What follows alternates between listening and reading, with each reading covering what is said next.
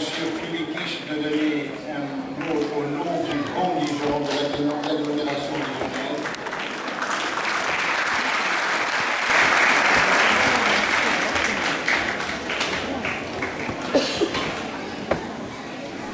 Mesdames et messieurs, je voudrais, au nom du président du Grand Dijon, François Rebsamen, au nom de l'ensemble des élus de l'agglomération, donc représentant vous-même les 250 000 habitants de l'agglomération, vous apporter, en saluant votre président, M. Atteb, à la fois le soutien par rapport à cette démarche que vous avez engagée depuis déjà 17 ans. Lors de l'intervention ouvrant la remise des récompenses, Mohamed Atteb a rappelé les principes de Condorcet, en utilisant notamment sa démarche. Vous avez souhaité replacer dans l'esprit des Lumières à la fois le savoir comme étant au cœur des préoccupations, au cœur de l'émancipation, et de faire en sorte justement de valoriser la réussite de chacun, et notamment pour les parents, de leurs enfants, dans une société qui n'est pas toujours accueillante et qui bien souvent, notamment dans des parcours individuels, s'avère un seul obstacle.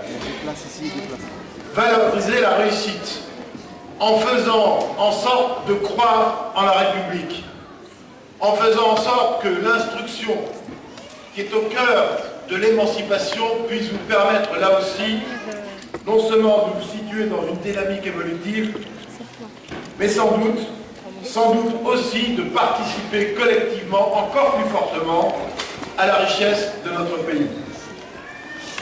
L'année 2011, quelle année!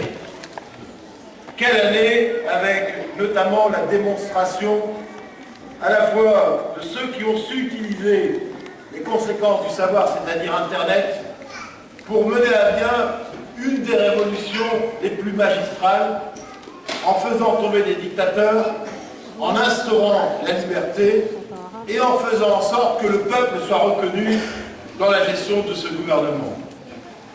J'ai eu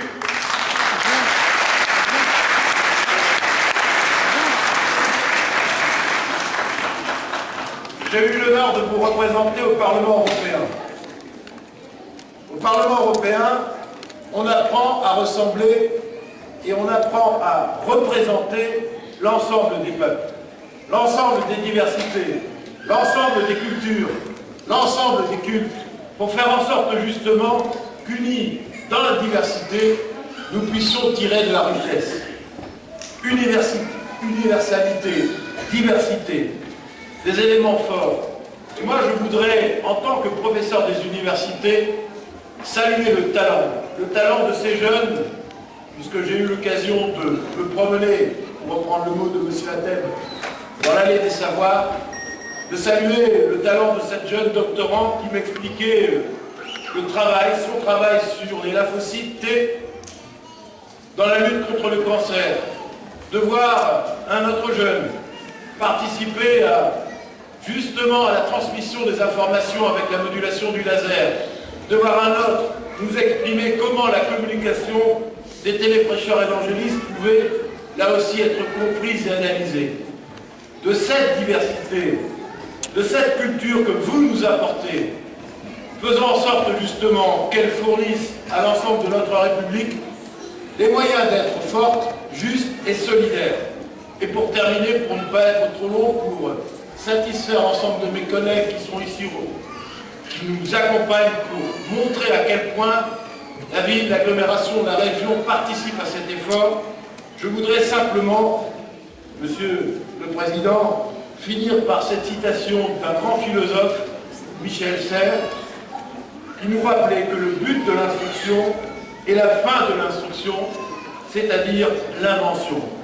Je vous souhaite à toutes et à tous, particulièrement à ceux qui ont fait le choix de suivre des études universitaires et d'acquérir le titre de docteur, de participer à cette nouvelle société, celle que le monde arabe a su notamment montrer en faisant en sorte d'utiliser les nouvelles technologies pour porter sans doute une nouvelle forme de la révolution. Merci beaucoup.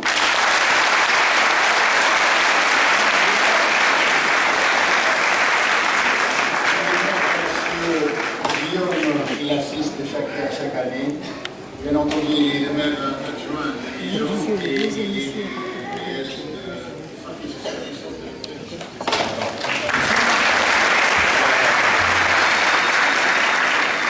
D'abord, je remercie M. le Président de m'avoir invité, comme chaque année. Je me rappelle, il y a quelques années, avec de nombreux élus qui sont ici présents et qui représentent la ville de Dijon. D'ailleurs, vous constaterez que la ville de Dijon a toujours représenté tous les ans, et pas seulement lors des années électorales. Et donc, voilà, je vais le dire quand même. Et moi, je me rappelle, que nous avions, la première fois, je me rappelle, notamment Pierre était là aussi, une réunion au Clos Rougeot, à la salle du Clos Rougeot. Il y avait beaucoup moins de monde qu'aujourd'hui. Et je dois dire que cet événement, il est important parce que Hamid El Hassouni en a dit un mot, comme Mohamed Bektaoui l'année dernière aussi. Lorsque l'on voit cette stigmatisation, vous savez, identité, insécurité, immigration, enfin ce discours que l'on entend chaque jour asséner dans les médias, eh bien, vous prouvez dans ces journées du savoir à ceux qui assimileraient l'islam à l'obscurantisme, eh bien qu'au contraire, le savoir c'est le culte de la raison. Et que ceux qui ont mené des études, qui ont produit des thèses, qui sont dans la recherche publique, démontrent par leur action, par le savoir, que c'est tout le contraire de l'obscurantisme et que justement, cette journée, elle est faite ici pour, quelque part, nous éclairer. Je ne sais pas si c'est les lumières, mais en tout cas, nous éclairer. Parce que oui, en tant que citoyens, nous sommes tous des héritiers de la lumière parce que nous nous inscrivons tous dans la République qui se veut laïque et sociale à travers l'école publique que nous défendons tous.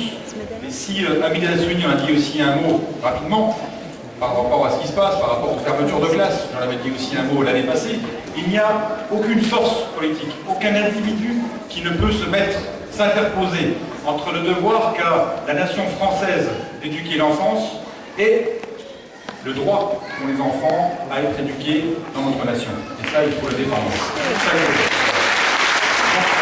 je ne vais pas être très long parce que les collègues ont dit l'essentiel et qu'on est réunis aujourd'hui pour valoriser le travail des savants, des chercheurs. Mais je dois dire aussi un mot parce que j'y tiens particulièrement, faire remercier toutes celles et tous ceux qui se sont, je sais que vous en avez fait partie, qui se sont mobilisés suite à l'incendie du foyer à Doma, ce drame que nous avons vécu, qui a touché des proches, parfois des familles qui sont peut-être ici. Et je sais que vous avez été nombreux à vous mobiliser et que l'élan de solidarité qui a eu lieu à Fontaine-Douce, dans toute l'agglomération, dans tout le département, il a rassemblé tous les citoyens, quel que soit leur culte, quel que soit leur horizon, quelle que soit leur catégorie sociale, pour dépasser ce drame et faire en sorte d'aider les familles. Et je tenais aussi à vous en remercier tout particulièrement, parce que cet élan de solidarité, voilà, il est très fort et il continue encore aujourd'hui. Merci à vous.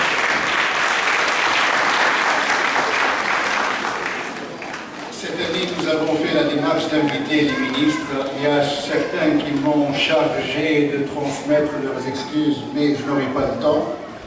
Et puis, je dois remercier aussi la mosquée de Fontaine-Douce, dont le représentant est là, la mosquée de